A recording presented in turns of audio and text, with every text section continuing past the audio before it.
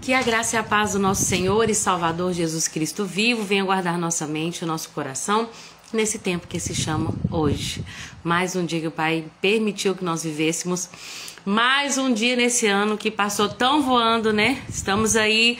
Hoje é dia 1º de dezembro, gente, já passaram-se 11 meses completos e nós estamos encaminhando então, né, para o último mês do ano, terminando então o ano.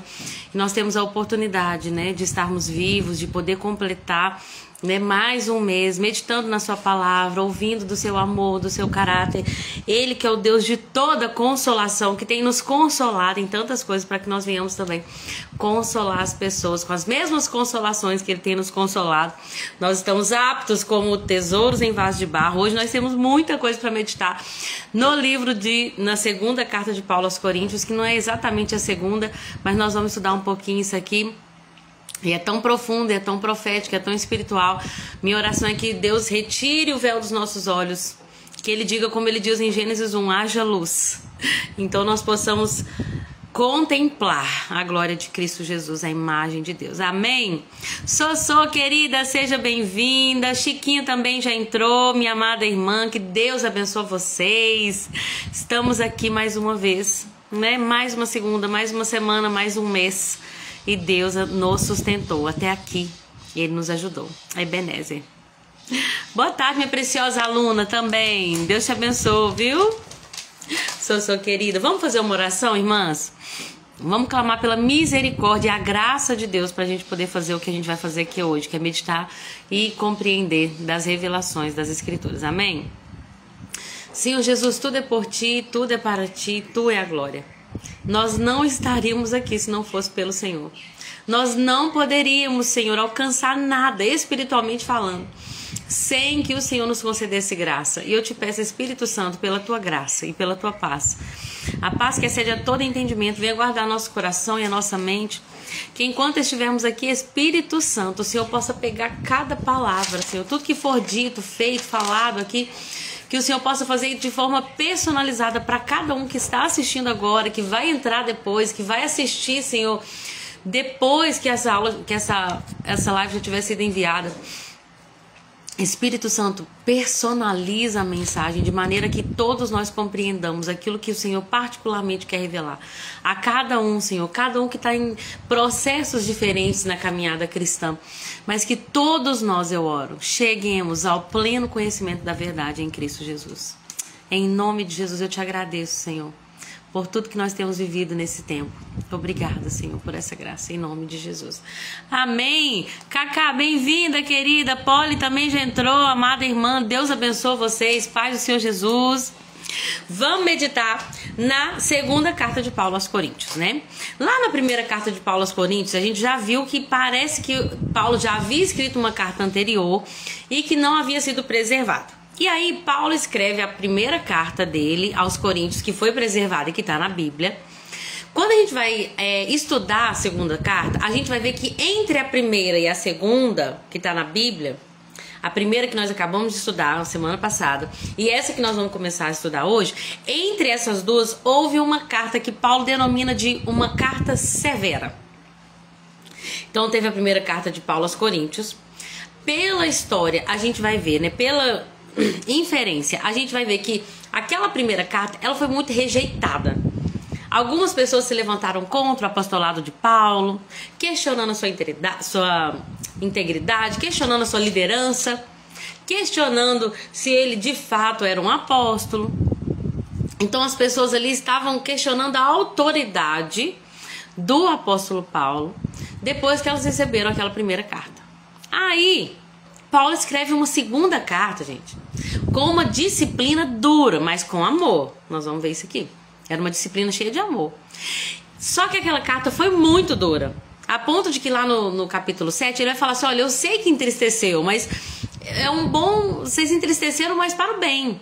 Porque as tristezas que o mundo nos causam, né? A tristeza que a palavra vai nos causar, muitas vezes, ela vai nos transformar. Diferente da tristeza do mundo, que é para morte, né?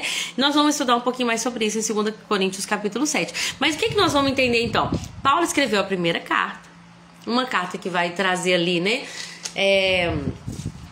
fortalecimento, direção para uma igreja que estava dividida, uma igreja que era arrogante, uma igreja que tinha seus problemas ali de litígio entre irmãos, de competição.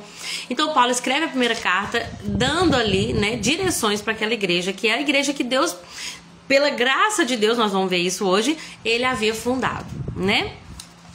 E como ele amava cada igreja, gente, que coisa linda. E Deus falou tanto comigo ontem sobre amor. A gente estava apanhando manga. Vou contar pra vocês rapidinho aqui. A gente estava apanhando manga e eu queria levar aquelas mangas todas que a gente tinha apanhado pra igreja. E nós, graças a Deus, conseguimos apanhar muita manga numa fazenda, que Edmundo tem acesso. E aí a gente apanhou e levou uma caixa de manga pra igreja. E enquanto eu apanhava a manga, eu falava com Deus: Senhor, alinha o meu coração ao teu. Porque em todas as coisas, o Espírito Santo ministrava no meu coração, em todas as coisas você tem que fazer por amor. Quando você oferece algo para a igreja, quando você oferece algo para alguém, esse oferecer deve ser por amor, não esperando algo em troca. Porque quando a gente dá algo para alguém esperando que aquela pessoa nos retribua, isso vai nos gerar, gente, frustração.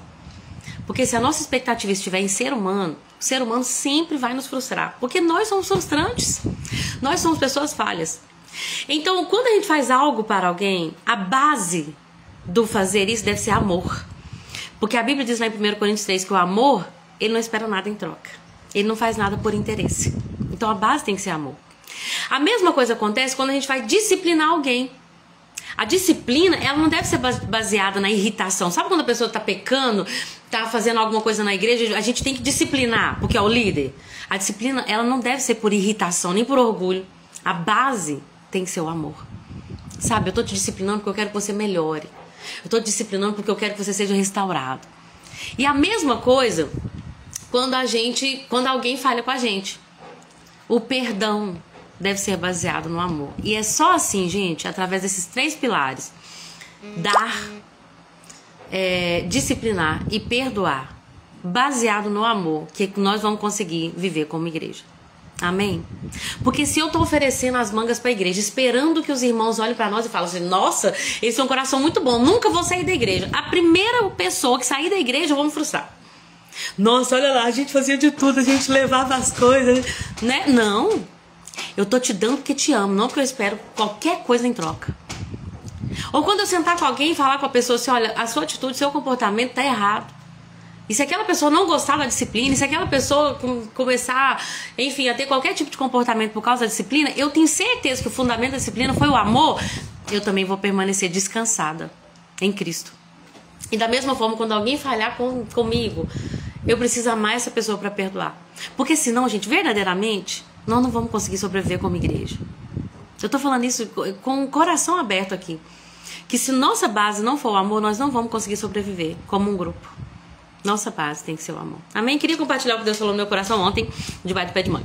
Mas então vamos lá. Paulo escreveu a primeira carta aos Coríntios, uma carta que foi rejeitada pelo povo, por muitos, não todos, mas por muitos. Então ele escreve uma segunda carta chamada de uma carta severa. Foi dura a carta. Ele foi assim o pai que disciplina, mas com amor que ele escreveu. E aí ele vai escrever essa terceira carta que nós temos na nossa Bíblia, que chamamos de segunda carta aos Coríntios, porque foi a segunda que foi preservada, que nós temos acesso. E nessa segunda carta ele já escreve com um tom um pouco mais emocional, mais pessoal. Então já não é uma carta tão cheia de disciplina e dura, severa. Já é uma carta explicando as motivações, falando do seu amor, da perseverança diante das perseguições. Então já é uma carta mais pessoal. Amém? Deixa eu cumprimentar aqui, gente, a Rose que tá aqui, minha querida podóloga. Boa tarde, querida. Deus te abençoe, viu? Que bom estar com você aqui conosco. A Déia entrou também, minha vizinha também, Alessandra. Amadas do Senhor e minhas também. Um privilégio pra mim estar com vocês aqui, viu? E que tudo que fizermos, gente, nós façamos por amor. Sem esperar nada em troca, sem deixar nenhuma angústia, repreendendo também por amor. E o Senhor vai nos fazer assim um corpo, um povo que se ama. Jesus falou assim, ó: nisto conhecerão que vocês são meus discípulos, se amardes uns aos outros. Então vamos lá. Então vamos entender por que Paulo vai escrever essa carta de forma mais emocional e mais pessoal. Ele começa, gente, a carta falando que ele é apóstolo pela vontade de Deus.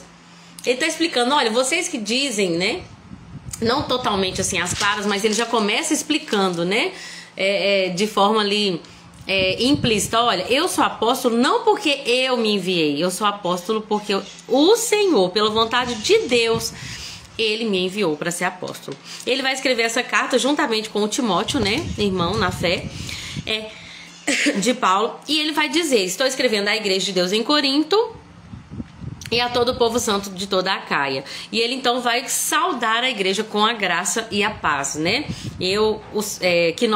Que Deus, nosso Pai, Senhor, e o Senhor Jesus Cristo lhes deem graça e paz. Essa saudação, ela é muito característica do apóstolo, de saudar a igreja com a graça e a paz. Ele então começa falando, né, sobre o caráter de Deus. Olha, eu louvo a Deus, que é o Pai do nosso Senhor Jesus Cristo. Ele é o Pai de misericórdia e Ele é Deus de toda consolação. Gente, toda fonte de consolação vem de Deus, vem de Jesus. Ele é a fonte de toda nossa consolação. E dizer que Deus nos consola não significa que nós vamos ter ausência de dor, mas que o Senhor estará presente no sofrimento. E, gente, a presença de Deus no sofrimento, ela muda todas as coisas. Todos nós vamos passar por tribulações, todos nós vamos sofrer e passar por sofrimentos e dificuldades. Mas se o Deus de toda consolação estiver conosco, isso não quer dizer que nós não vamos sentir dor, mas eu vou te dizer uma coisa, verdadeiramente, vai doer bem menos. Vai doer bem menos, porque a dor, quando ela tem um propósito, ela é muito mais suportável. Eu me lembro quando eu perdi meu segundo filho, né? Foi um aborto espontâneo. Bem no inicinho, eu só tava com 2 meses de gravidez. Eu descobri mais ou menos quando tava indo pro 3º mês já, no finalzinho do 2º, mas ele parou de desenvolver no inicinho do 2º mês. E assim, no início foi difícil, assim, mas, gente, eu me senti tão amparada por Deus que eu não sei explicar, é como se eu sentisse que eu estava sendo carregada por Ele. Então, não vou dizer que não doeu. Mas antes de eu passar por um aborto espontâneo, eu pensava, se um dia eu tiver que passar por um aborto, eu não vou resistir. Eu acho que é uma dor muito grande. Eu acho que...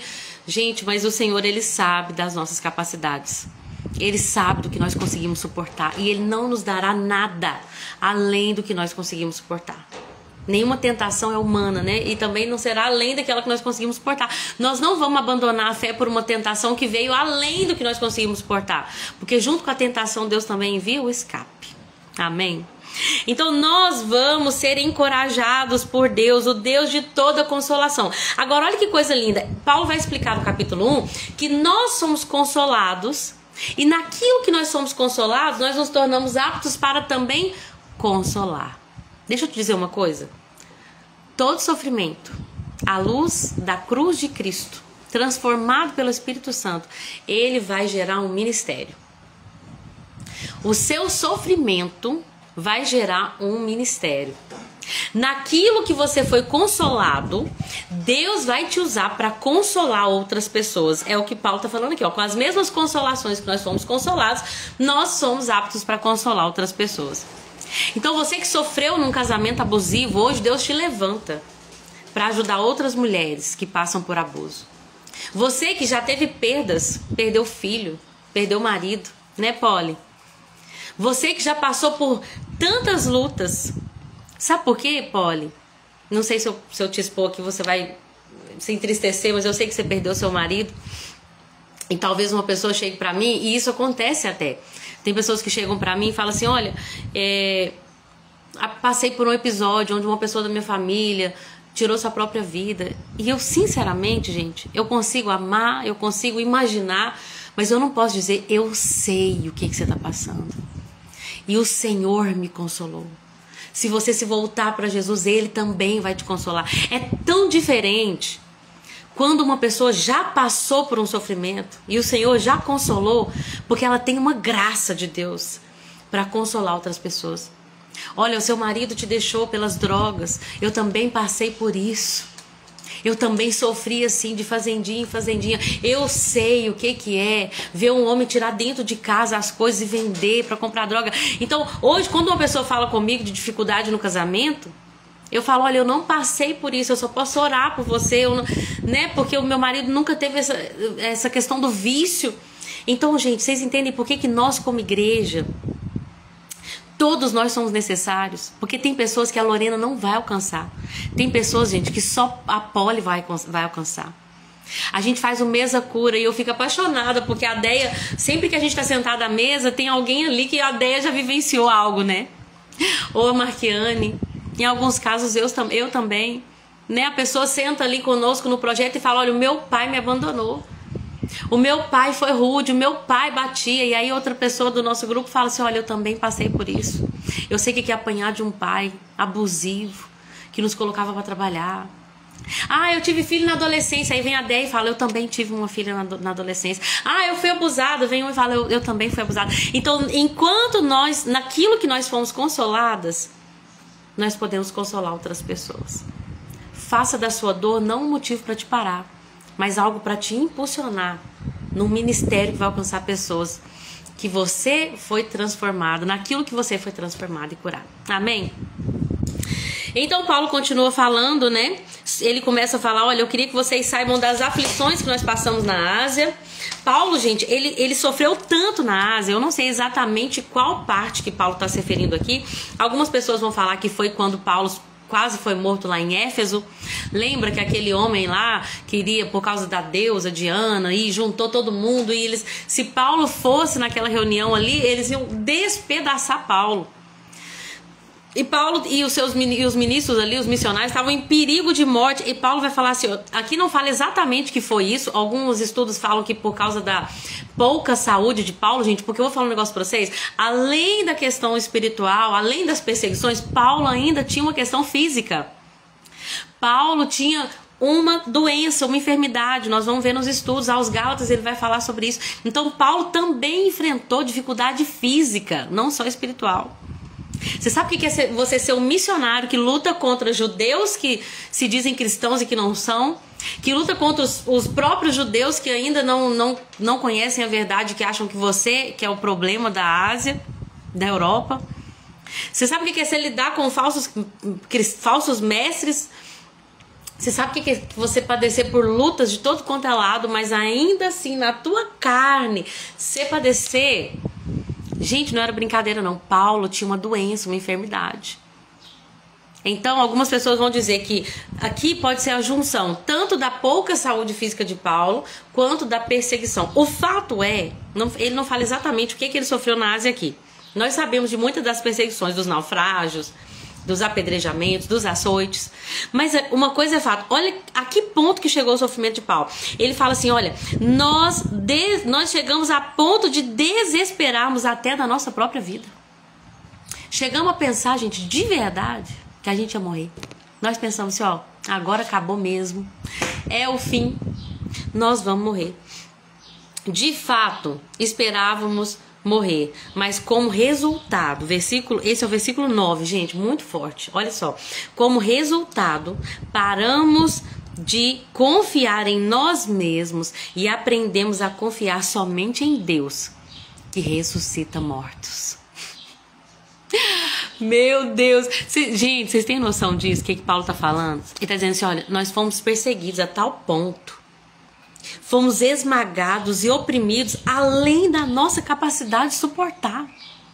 Gente, nós achamos, vou falar assim numa versão bem mineira. Posso, gente? Posso, não pode? Nós achamos que nós ia morrer. Nós achamos que ia acabar. Só que o nosso sofrimento gerou em nós o quê? Dependência. Com o sofrimento nós aprendemos a tirar a confiança de nós mesmos e aprender a confiar somente em Deus. Que Deus, o que ressuscita mortos. Ele está dizendo, nós chegamos ao ponto de quase morrer. Mas nessa perseguição, nessa dor, nesse sofrimento, nós aprendemos a não confiar no nosso corpo que é perecível, a deixar de focar nas coisas que se veem e a focar em Deus, que ainda que nós morrêssemos, tinha poder para nos ressuscitar. Amém? E essa é a nossa fé. Então saiba que o sofrimento dessa vida, ele vai gerar, ele tem um propósito. Ou Deus vai usar ele, ou talvez não, mas também. Deus vai usar o sofrimento para te ensinar a depender só dele. Deus vai usar o seu sofrimento para alcançar lá na frente quem está passando por esse sofrimento. Então entenda uma coisa, nosso sofrimento não é em vão, gente. Senhor disciplina aquele que ama. E nós estamos sendo refinados, forjados pela fornalha. Amém? Então ele começa a dizer sobre a mudança de planos dele. Porque pelo que a gente vê aqui na segunda carta de Paulo aos Coríntios, parece-me que ele disse que iria voltar e visitar os coríntios. Só que ele mudou de ideia. E tinha algumas pessoas ali falando assim, Paulo é muito inconstante. Paulo tem muita falta de compromisso, falou que ia vir e não veio. Então Paulo vai explicar o porquê. Ele fala assim, olha, primeiro ele fala como que é o ministério dele, como que está sendo o ministério dele.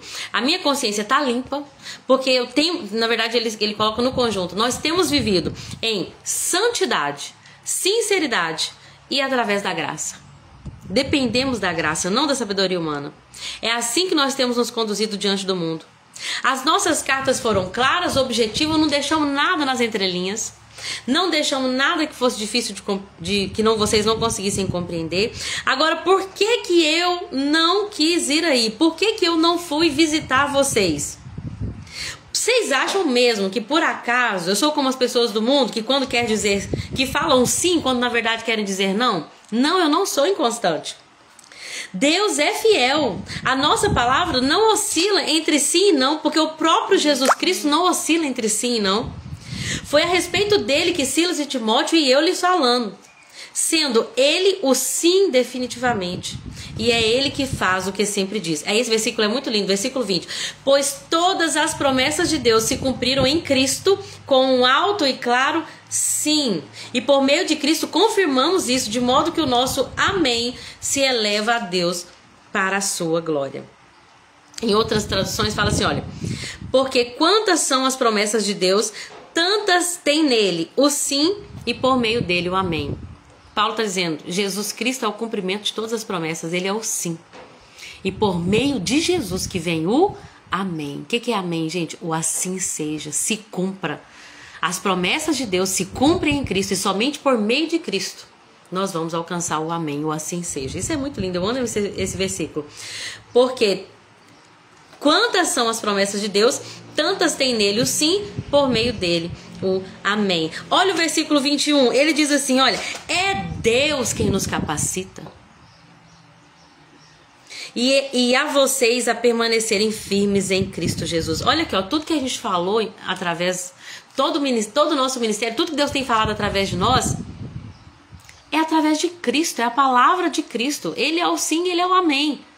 Agora, isso vem de nós? Não, é Deus que nos capacita. É Deus que capacita o nosso ministério. E é Deus que capacita vocês a permanecerem firmes. Ele nos ungiu, nos selou com seu Espírito, que é a garantia de tudo. Agora, invoco a Deus como testemunha, agora ele vai explicar, que foi para poupá-los, que eu ainda não voltei a Corinto. Gente, eu queria até ir, mas sinceramente, eu não fui porque eu queria poupar vocês de tamanha tristeza.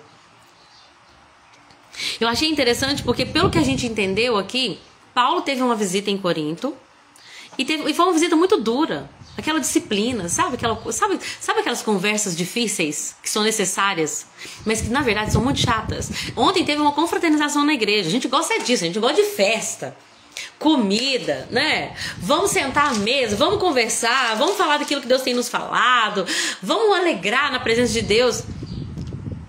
Mas não é sempre assim. Tem reuniões que não são fáceis. Vai ter reunião que a gente vai ter que sentar, vai expor argumentos. Talvez o tom de voz vai ter que se elevar um pouquinho, umas mesas vão ter que ser viradas. Mas a disciplina é necessária. Paulo teve uma visita que foi muito difícil. Perdão, amadas, começou a chamar aqui. Eu vou só colocar no modo avião e ligo a internet. Talvez vai dar só um piquezinho, tá? Lembrar sempre de colocar no modo avião. Oi, pessoal, vocês estão me ouvindo? Perdão, viu? Começou a chamar aqui, interrompeu a live, eu coloquei no modo avião. Pois vocês me contam aqui se estão me ouvindo bem, se voltou, para a gente poder prosseguir. Ai, glória a Deus. Obrigada, Polly. Então, o que a gente vai entender, gente? Só colocar no silencioso agora. Ok. O que a gente vai entender? Que Paulo teve em Corinto e que foi muito difícil. Muito difícil. Gente se levantando contra Paulo, divisão, muita disciplina. Disciplina é duro, gente. Não é fácil falar pra pessoa aqui, você tá deixando seu orgulho. Aqui, isso aí que você tá fazendo é falta de sabedoria, não é? Só que se Deus tá nos revelando as coisas, a gente tem que falar com amor. E Paulo teve uma visita muito difícil. Eu achei muito lindo esse versículo 24, gente. Deus falou muito comigo, talvez seja mais pra mim, como liderança, assim. Meu marido é o líder, né? Mas eu, estando aqui como alguém que ora, que fica na submissão, né? Ele tem a missão e eu estou aqui submissa. Eu estou na submissão. Mas alguém que o Senhor muitas das vezes nos coloca com sensibilidade pra gente falar pros nossos maridos, né? Esse versículo 24 fala assim, olha, isso não significa que queremos controlar vocês, dizendo-lhes como exercer a sua fé. Nosso desejo é trabalhar com vocês para que tenham alegria, pois é pela fé que permanecem firmes. Gente, Deus falou tanto comigo. Paulo tá falando assim, ó, eu não fui aí para poupar vocês.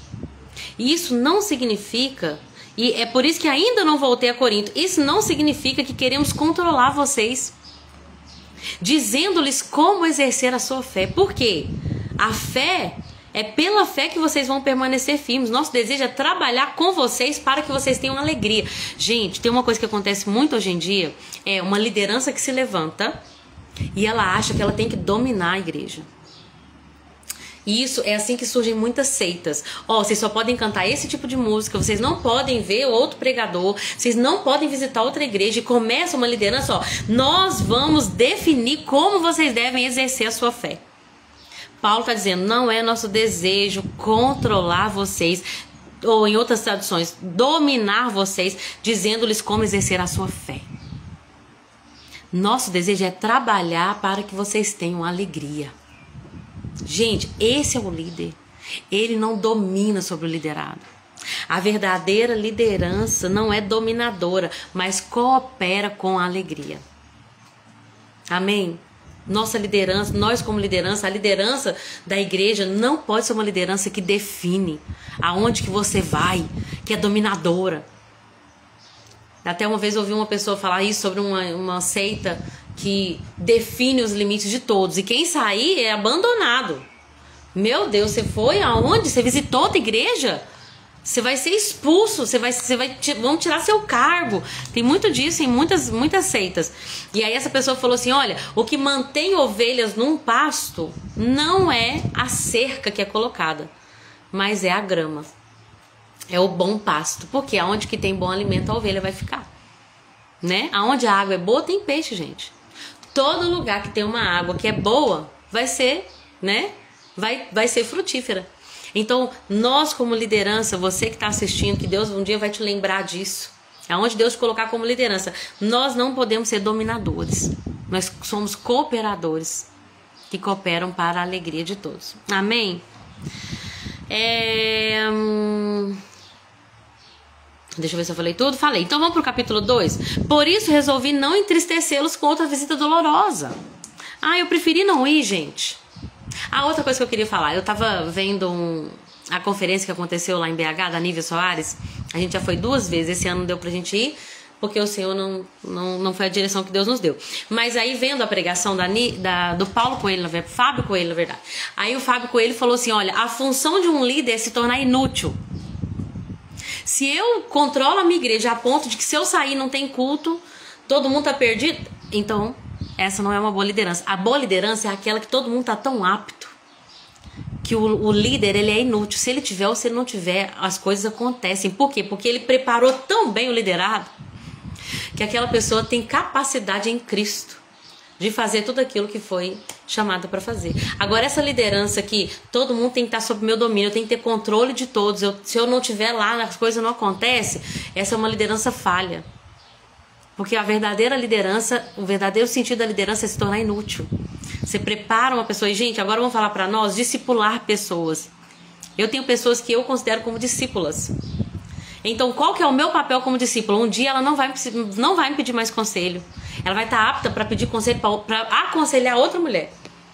Um dia ela não vai precisar mais de mim para perguntar, enfim, a amizade sempre vai continuar. Mas vocês estão entendendo? Para perguntar sobre a Bíblia, para perguntar sobre um conselho. Eu não estou dizendo que nós nunca vamos precisar de um conselho de outras pessoas, mas o que eu quero dizer é a pessoa chegar a um ponto em Cristo que ela é tão cheia de Cristo que ela consegue buscar o conselho diretamente nele, sem uma terceira pessoa. Amém? Capítulo 2, então, ele fala: eu não quis entristecê-los com uma visita dolorosa, pois se eu lhes causar tristeza, quem me alegrará? Ele vai dizer: olha, esse foi o motivo de eu ter escrito como fiz, para que quando eu for não seja entristecido. Paulo queria dar um tempo a mais, sabe? Um tempo a mais para os coríntios refletirem, um tempo para se arrependerem, um tempo a mais, sabe? Às vezes a gente precisa de um tempo, gente. Agora vamos aprender isso aqui. O Espírito Santo tá colocando isso aqui agora na minha mente. Uau! É isso. Até Paulo tá falando: olha, eu não fui aí ainda. Nossa! Olha isso, Deia. O próprio Paulo falou: eu não estive com vocês ainda porque não é tempo. Vocês precisam de um tempo ainda sem mim, para pensar, para refletir, para amadurecer, para se arrepender. Gente, a gente não tem que estar em todo lugar. A gente não tem que sentar em toda mesa. Se o próprio Paulo, que falou que ia, decidiu que era melhor não ir, por quê? Para poupá-los, para dar mais tempo. Tem pessoas que a gente precisa dar um tempo. Amém? Amém. Então vamos lá. Ele começa a dizer: olha, escrevi aquela carta com grande angústia. Lembra da carta severa? Vocês acham que eu gostei de xingar vocês tudo? Vocês acham que eu gostei de escrever? Não, eu escrevi com angústia, com o coração aflito e com muitas lágrimas. Minha intenção não era entristecê-los, mas mostrar-lhes o meu amor. A disciplina espiritual nasce do amor, não da irritação, não do orgulho. Eu escrevi uma carta chorando para disciplinar vocês. Não foi por orgulho. Deixa eu mostrar para vocês que eu sou apóstolo. Não foi porque eu estava irritado com vocês. Eu escrevi por amor. Aí ele começa a falar do perdão para o pecador. Eu não sei dizer qual pecador. Se é o pecador da primeira carta, em alguns estudos eu vi como se fosse aquele da questão do incesto lá, que estava deitando-se com a madrasta, ou se era outro pecador. Então eu não vou bater o martelo. Aquilo que a Bíblia diz, aquilo que a Bíblia não diz com clareza, a gente não fala com certeza, tá? Não sei qual pecador, mas Paulo vai dizer: olha, quanto ao homem que causou tantos problemas aí na igreja, ele magoou, não foi somente a mim, mas foi a todos vocês. Todo mundo já se opôs a ele e isso já foi um castigo, ó. Ele já foi repreendido, ele já foi disciplinado, tá bom? Só que agora é hora de perdoar. E aí Paulo vai falar de 3 coisas que eles tinham que fazer, ó: perdoar, confortar e reafirmar o seu amor. Então, para que um pecador, e lembrando que o pecador não pode permanecer no pecado, ele deve ser disciplinado dentro da igreja. Então, o que a gente faz depois que a gente corrige o pecador? Nossa ideia não é que ele morra, é que ele seja restaurado. Então, Paulo está dizendo: vocês têm que confortar ele agora. Vocês têm que perdoar, confortar e depois reafirmar o seu amor. Uau, isso aqui também serve para disciplina de filho, hein? A gente corrige, depois o que a gente tem que fazer? A gente tem que perdoar, confortar, olha o acolhimento, e reafirmar o seu amor. Gente, deixa eu só puxar aqui para depois eu voltar. Disciplina de filhos. Esses dias até conversando com uma pessoa, eu falei sobre isso, que é uma coisa que Deus tem me ensinado muito. Olha, não adianta só você corrigir, ser a dura. Tem hora que você tem que chegar para sua filha e mostrar que você ama. Porque quando a gente é disciplinado, muitas das vezes a gente, na hora ali da disciplina, parece que a gente não é amado. Então a gente precisa reafirmar o nosso amor. Filha, eu estou te corrigindo porque eu te amo. Eu não te permiti você ainda ir porque você foi disciplinado por causa dessa atitude, porque eu quero te mostrar que eu faço isso porque eu te amo. Uau! E aí, ele fala assim: agora vocês têm que fazer isso para que ele não seja vencido pela tristeza excessiva. Então reafirmem o seu amor por ele. Se vocês perdoarem ele, eu também perdoo e faço isso na presença de Cristo, para que Satanás não tenha vantagem sobre nós. Gente, o homem já foi disciplinado, o homem já foi corrigido. Agora é hora de perdoar, consolar, reafirmar o amor, para que Satanás não tenha vantagem sobre nós, para que Satanás não alcance vantagem sobre nós, porque nós conhecemos os seus planos malignos, nós não ignoramos os seus desígnios, em outras traduções. Sabe o que Paulo está dizendo aqui, gente? E foi assim, uma chave para mim, porque eu conhecia esse versículo de cor. Nós não ignoramos os desígnios de Satanás. Mas sabe o que é? Sabe qual que é? É a obra de macumbaria contra a minha vida, nós não ignoramos. Não é isso que Paulo está falando aqui. Não é a estratégia do diabo de trazer perseguição, ou de macumbaria, ou de pessoas que estão olho gordo, inveja, não sei o quê. Sabe o que faz Satanás ter vantagem sobre nós, gente? Falta de perdão, divisão e rancor. E eu tenho falado muito com Deus, às vezes me vem pensamentos, eu falo, Senhor, tira da minha mente todo tipo, Senhor, de ranço. Que eu não tenha ranço de ninguém, para que Satanás não alcance vantagem sobre nós. Que eu não olhe para o meu irmão com aquele olhar de irritação, sabe? Que eu não olhe para o meu irmão com falta de perdão. Que eu realmente ame a cada um do jeito que Deus me mandou amar. Porque, gente, o problema do diabo na igreja não é as portas do inferno não prevalecer. Porta, gente, não é ataque. Porta é defesa. O diabo fecha a porta, a igreja dá um bicudo nela e entra e avança e alcança o território.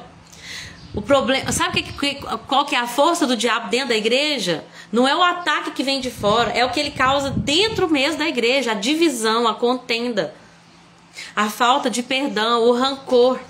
Nós precisamos lutar para que Satanás não alcance vantagem sobre nós. Amém? Jesus falou que nós temos que ser um, então nós vamos lutar, gente. Eu sei que tem pessoas que são mais difíceis de ser amadas, né? Tem gente que é fácil de amar, gente. Tem gente que a gente ama assim de graça. E tem gente que Deus coloca no nosso meio para exercitarmos o amor, né? O que você faz quando você quer ganhar músculo? Você pega peso. Aí quando você já acostumou com aquele peso, o que você faz? Vou aumentar o peso aqui, porque quanto mais difícil, ó, mais musculosa eu vou ficar. É assim espiritualmente. Quanto mais difícil de amar, mais você vai exercitar o músculo do amor, do perdão, da comunhão. Amém? Você passou por isso, Deia? Vivi essa situação ontem. Gente, eu tenho que ser sincera aqui. Eu não queria falar pra vocês. Você, Lorena, luta contra o ranço? Luto. Mas é verdade, tá vendo? E a Deia também. O inimigo tenta usar de suas artimanhas. Porque ele vai alcançar vantagem sobre nós quando a gente olhar pro irmão, começar a ignorar ele, começar a se afastar dele. Então que não seja assim. Nós vamos amar. Quando a gente mais for difícil, é que as pessoas mais difíceis nós vamos amar. Amém? Glória a Deus. Ele diz, eu cheguei, olha a tristeza de Paulo, eu cheguei em Trode, Deus abriu uma oportunidade ali para falar das boas novas, mas eu estava tão triste, porque Tito não tinha chegado para me dar notícia de vocês, eu estava tão triste que eu decidi despedir dos irmãos dali e fui para Macedônia para procurar Tito. Gente, olha esse Paulo, o amor que ele tinha para a igreja mais problemática. Eu estava tão triste porque Tito não chega para me falar como é que vocês estavam. Como é que os irmãos receberam a carta? Como é que tá na igreja de Corinto, gente? Os irmãos tá bem? E Paulo estava tão triste porque Tito não tinha chegado. Deus abriu uma porta para ele lá em Trode. Ele chegou a pregar o evangelho lá, mas ele vai procurar Tito porque ele queria tanto saber da igreja dos Coríntios. Olha que amor. Mas aí agora, gente, meu Deus. Agora o tom do capítulo vai mudar. Até então, Paulo tá falando aqui, né? Da visita dolorosa, da dificuldade do perdão, da dificuldade não, da necessidade do perdão. Agora, de repente, ele entra num tom glorioso. E ele começa a dizer no versículo 14, mas graças a Deus, que Cristo sempre nos conduz triunfantemente. Graças a Deus que em Cristo sempre nos conduz triunfantemente. Nós somos conduzidos em Cristo em triunfo. O que significa triunfo, gente? Existe uma diferença entre vitória e triunfo. Vitória é quando você... Deixa eu inventar uma analogia aqui só pra você entender, tá? Vitória é uma pessoa que fez uma prova pra passar num concurso. E ela tinha 6 vagas. E ela ficou em 7º lugar. Mas aí, depois de 1 ano e meio, uma pessoa desistiu daquilo, aconteceu algum problema, aí ela conseguiu a vitória. Ela foi vitoriosa, porque ela conseguiu. Mas sabe o que é triunfo? É você passar em 1º lugar. É você sair em todas as plataformas digitais. Pessoa que acertou todas as questões do Enem. Isso é triunfo. A Bíblia diz que em Cristo Jesus nós temos não apenas a vitória. Sabe aquela vitória doída que na última hora foi? Em Cristo Ele nos conduz de forma triunfante. Sobre o quê? Sobre a morte, sobre o pecado, sobre o mal, sobre as trevas. Triunfo significa vitória completa. Quando Paulo fala de triunfo, ele também quer se referir ao triunfo romano. Olha que linda essa pesquisa que eu fiz.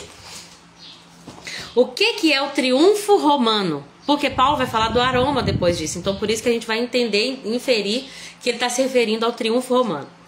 Naquela época, né, Roma, que era ali que triunfava, né? Estava ali à frente das nações, né, até então. E a Roma, lá em Roma, tinha um desfile público quando um grande fugiu a palavra agora, general, obrigada.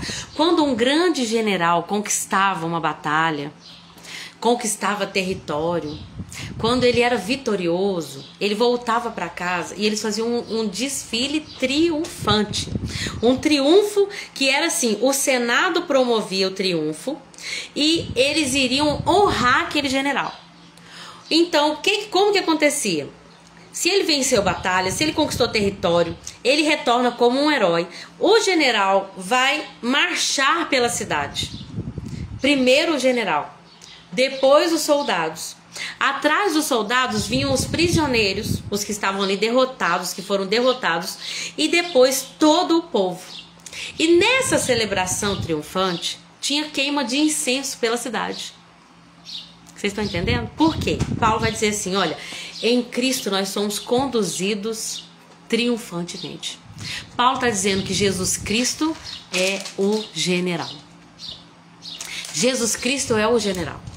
Ele veio, ele venceu. E não foi só uma vitória assim, suada, que na última hora conseguiu. Não, ele vem como herói, triunfante, vencedor, inabalável. Ele está à frente desse desfile. E aí, Paulo vai dizer assim, olha, agora, por nosso intermédio, ele espalha o conhecimento de Cristo por toda parte, como um doce perfume, como um aroma agradável. Nós somos o aroma de Cristo que se eleva até a Deus. Só que esse aroma é percebido de forma diferente. Imagina naquele triunfo, gente, que tinha o povo que estava feliz por causa da vitória. Roma venceu mais um território, mais um povo. Os romanos se alegravam com aquele aroma. Mas aqueles soldados que vêm agora, que foram destruídos, aquele aroma tinha cheiro de morte, de derrota. Então Paulo está dizendo aqui, olha, esse aroma é percebido de forma diferente. Por aqueles que estão sendo salvos e por aqueles que estão perecendo. Para os que estão perecendo, o cheiro é de terrível morte e condenação. Mas para os que estão sendo salvos, nós somos o perfume que dá a vida. E aí ele vai dizer, olha, a essa altura, quem está à altura de uma tarefa como essa, não somos como muitos que fazem da palavra de Deus um artigo de comércio. Paulo está dizendo, nós não estamos mercadejando a palavra de Deus. Não estamos tratando a palavra como objetivo aqui de ganhar lucro com ela, não. Nós pregamos a palavra de Deus com sinceridade, com a autoridade de Cristo, sabendo que Deus nos observa. Nós não estamos usando isso aqui para autopromoção, não para ganhar dinheiro, não para lucro, não. Nós estamos falando a palavra com verdade, porque é Deus quem nos vê. Uau! Vocês viram, vocês entenderam a questão do aroma, então? Nós espalhamos o aroma de Cristo, gente. Aonde nós vamos, Cristo se torna perceptível pelo aroma que o seu povo exala. Agora, aonde a gente tá, pode ter pessoas que vão sentir esse aroma e que esse aroma vai trazer nesse sentido de que o perfume que dá a vida. Mas para os que estão perecendo, o mesmo aroma não vai ter um bom cheiro, não. Ele vai ter um cheiro terrível de morte e condenação. Por isso que muitas vezes nós vamos ser rejeitados e perseguidos. Amém? Mas é Deus que nos observa. Capítulo 3. Parece que no capítulo 3 aqui, a gente vai entender que alguns lá de Corinto queriam que Paulo enviasse cartas de recomendação. Uma carta aqui, Pedro, recomendo Paulo como verdadeiro apóstolo. Paulo está falando assim, vocês querem que nós nos recomendamos novamente a vocês? Nós somos como aquele que precisa entregar para vocês carta de recomendação ou pedir carta de recomendação? Nós não precisamos de carta de recomendação, não. Vocês são a nossa carta. Porque o verdadeiro evangelho não é aquele que é documentado em números. Vamos ver quantos membros tem na igreja. O verdadeiro ministro, o verdadeiro resultado de um ministério não é a quantidade de pessoas que assinou a carteira do lado de membro, a cartilha de membro, mas é da transformação da vida dessas pessoas que nós estamos falando. Paulo está dizendo, vocês são a carta que foi escrita em nosso coração para ser conhecida e lida por todos. Não é a quantidade de números de pessoas que tinha em Corinto, mas a vida dos coríntios era a carta de aprovação do ministério de Paulo. Por quê? As vidas transformadas, elas são a maior pregação. De fato, Paulo era ministro de Cristo, porque as pessoas foram transformadas e agora elas são como cartas. Cartas que foram escritas pelo próprio Espírito, não com pena e tinta. Não é só um documento, gente. Não precisa de um documento. A igreja de Corinto, residida na rua tal, tem 300 membros oficiais e dizimistas. Paulo falou assim, o documento que eu preciso, ele não é escrito com pena, com tinta. O verdadeiro documento, que é a apresentação, é a vida de vocês. Vocês são a carta. Amém? Não adianta eu professar uma fé ou eu ter uma carteirinha de membro. A minha vida é uma carta lida por todos. Gravada não em tábuas de pedra, mas em corações. Não que nos consideremos capazes de fazer alguma coisa por conta própria. A vida de vocês foi transformada, Paulo está dizendo, não porque nós somos capazes. A nossa capacitação vem de Deus. Ele nos capacitou para sermos ministros da nova aliança, não da lei escrita, mas do Espírito. Porque a lei escrita termina em morte, mas a do Espírito dá vida. Ele começa a falar sobre a antiga aliança e a nova aliança. Na antiga aliança, a glória da antiga aliança, que era a lei, através ali de Moisés, era uma glória que desvanecia, acabava. Moisés tinha um véu, quando ele descia do monte, né, quando ele saía da presença, ele tinha um véu, porque o rosto dele brilhava. Só que a glória do rosto de Moisés, ela passava. A gente vai até entender aqui que Paulo está dizendo, nós não precisamos esconder o nosso rosto para que vocês não vejam que a glória está indo embora. A glória da antiga aliança, de fato, ela era passageira, porque ela veio para trazer condenação. Mas a nova aliança, ela vem para vivificar. Ela não vem para trazer condenação, ela vem para justificar. E, portanto, é uma glória muito maior.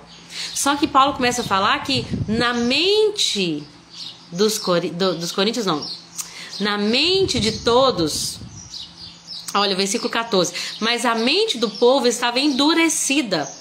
E até hoje, todas as vezes que a aliança é lida, o mesmo véu lhes cobre a mente.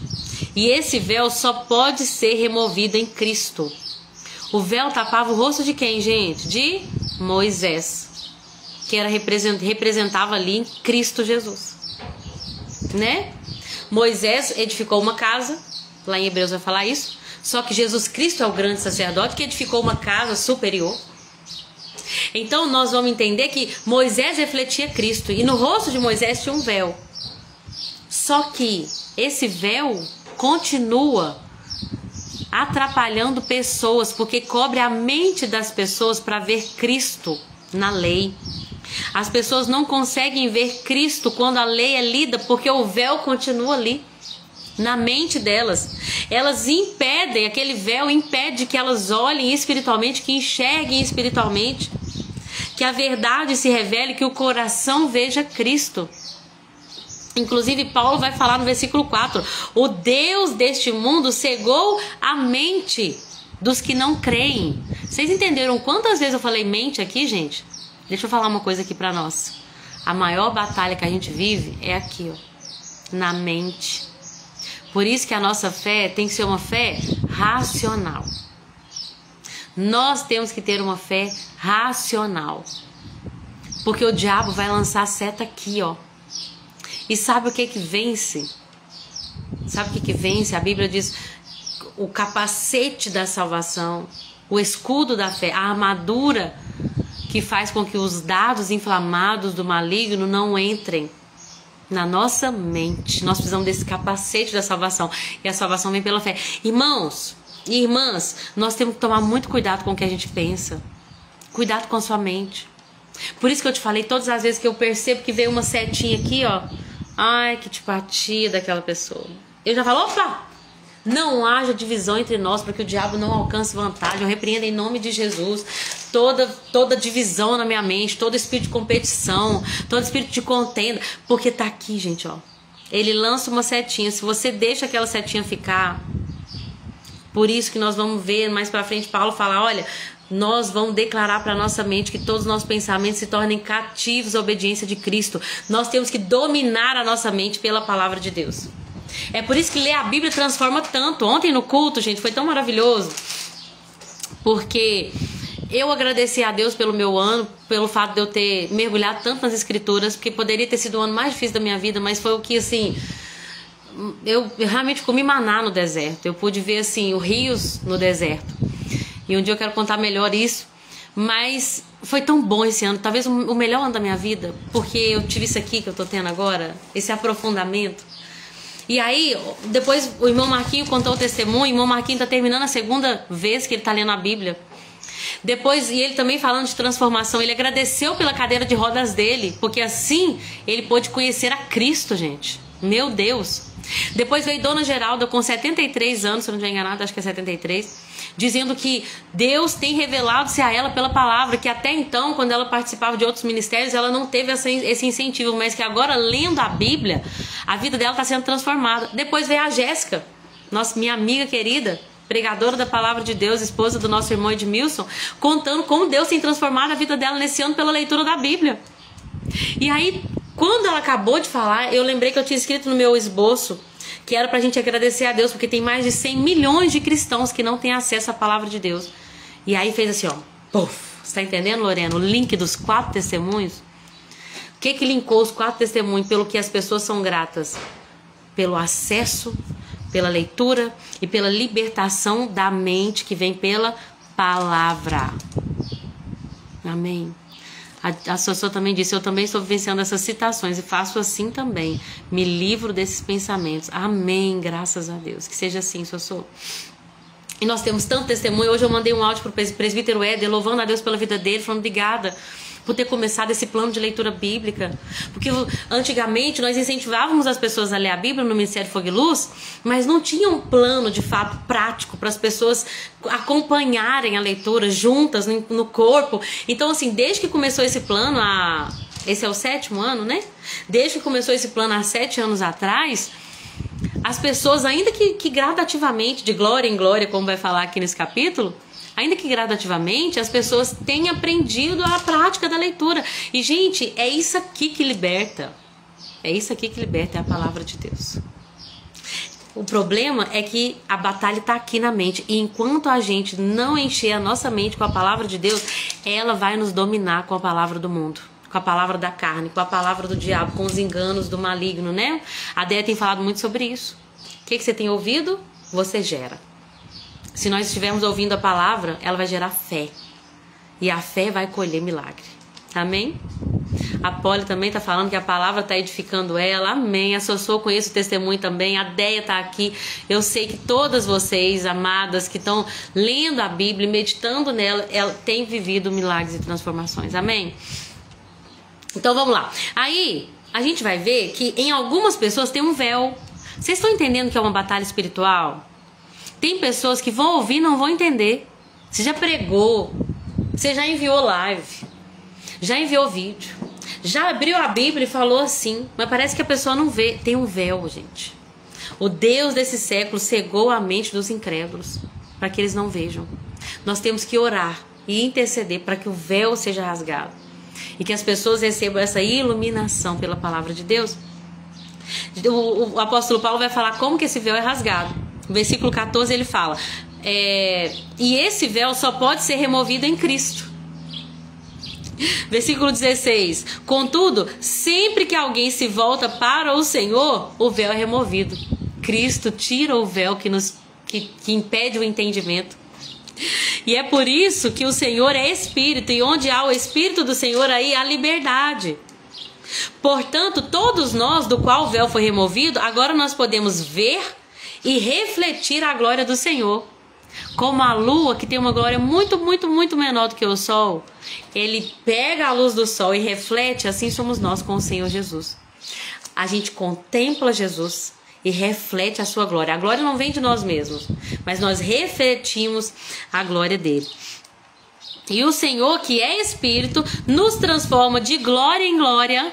É uma glória cada vez maior. Aqui nessa versão fala que ele nos transforma gradativamente à sua imagem gloriosa, deixando-nos cada vez mais parecidos com Jesus. Esse é o ministério do Espírito Santo. Ele nos torna mais parecidos com Jesus. Mas como que a gente é tornado mais parecido com Jesus? Conforme nós contemplamos a imagem dele. Como nós contemplamos a imagem de Jesus? Pela escritura, pela comunhão com o irmão, porque eu vejo Jesus na outra pessoa com a qual eu convivo. A pessoa crente, né? Eu vejo Jesus na Deia, eu vejo Jesus na Polly, eu vejo Jesus na Soraya, naquilo que Deus se revela a ela. Eu vejo Jesus na Alessandra, eu vejo Jesus na Cacá. A Paty está aqui conosco também. Oi, minha querida. Beijo. Deus te abençoe, viu? Eu vejo Jesus na Patrícia. Eu vejo Jesus na Chiquinha. Eu vejo Jesus. Falei de todas? Falei. Quando a gente se encontra como igreja, a gente vê Jesus na outra pessoa. Mas, sobretudo, a gente contempla Jesus, o caráter dele na palavra. E nós, na oração, você quer ter maior contemplação de Deus do que na oração? Nós nos tornamos aquilo que nós contemplamos. Uma pessoa que é rodeada por coisas ruins acaba refletindo coisas ruins também. Então nós temos que contemplar Jesus, a fim de que nós também possamos refletir a sua glória. Amém? A Cacá também está dizendo, para mim tem sido bênção demais, está me ajudando no incentivo da leitura bíblica, glória a Deus. Louva a Deus por esse projeto e pela sua vida, por estar aqui nos ensinando e também pela vida da minha amiga Dani. Ô, glória! Tá vendo, gente, como é que a gente vê Jesus nas pessoas? Um levanta, o outro compartilha, o outro incentiva, o outro vive, o outro... A paz do Senhor Jesus, minha linda, amo sua vida e sua família, também te amo, Paty. Beijo, viu? Que bom estar com você aqui. Deus abençoe você e sua família em nome de Jesus.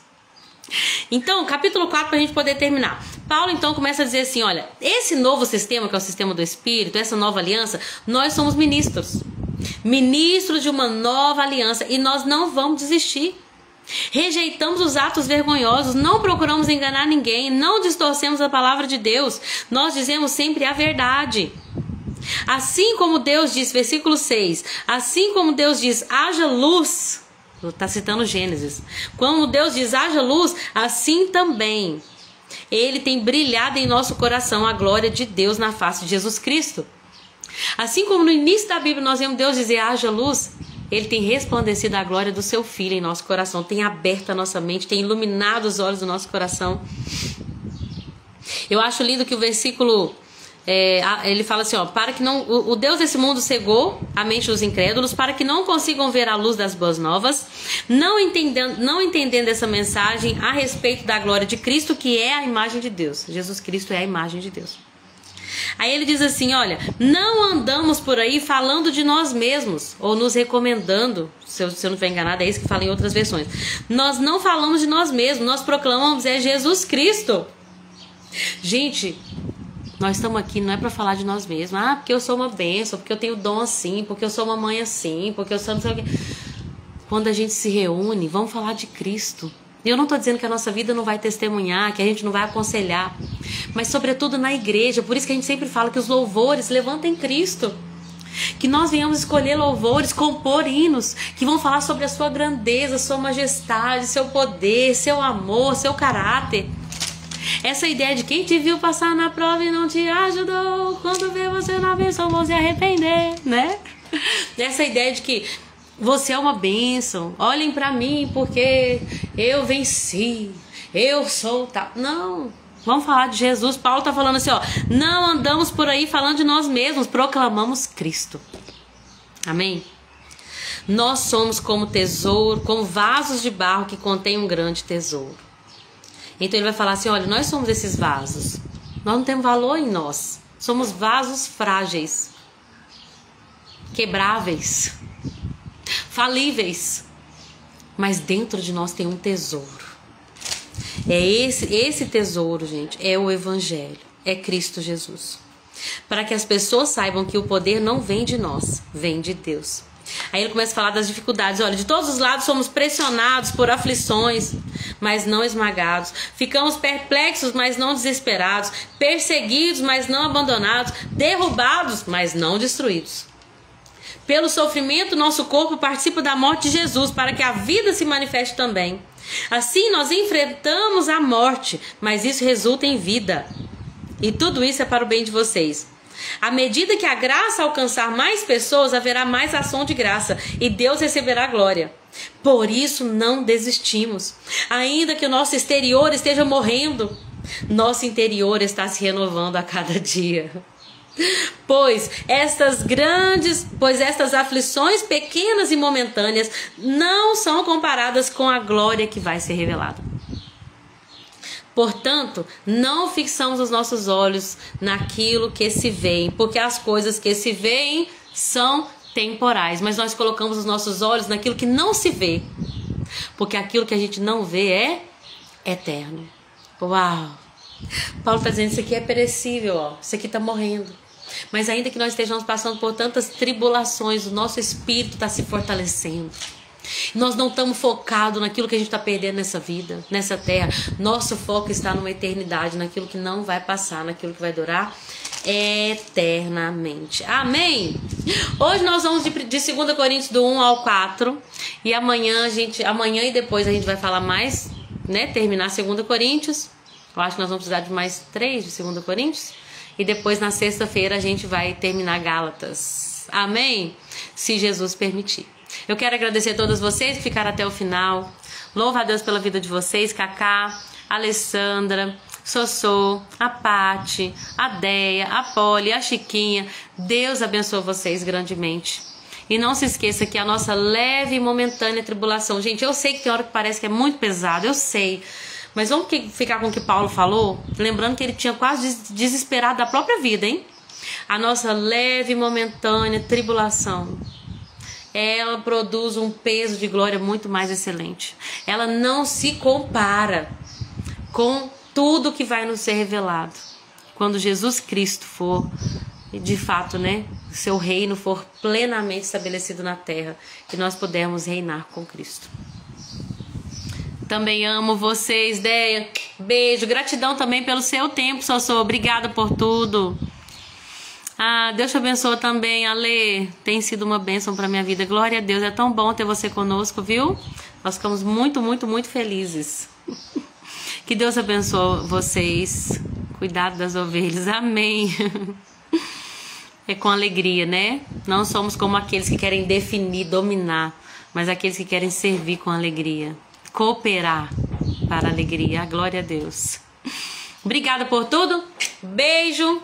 Vou ali para um projeto que Deus está colocando no nosso coração. Estejam em oração por nós, pela Igreja de Cristo, para viver o novo de Deus. Quem sabe será, Deia, que tem coisa boa chegando. Deus abençoe vocês. Eu te peço, por favor, que orem por nós, tá bom? Beijo, com Deus e até amanhã, se Jesus permitir. Com Deus.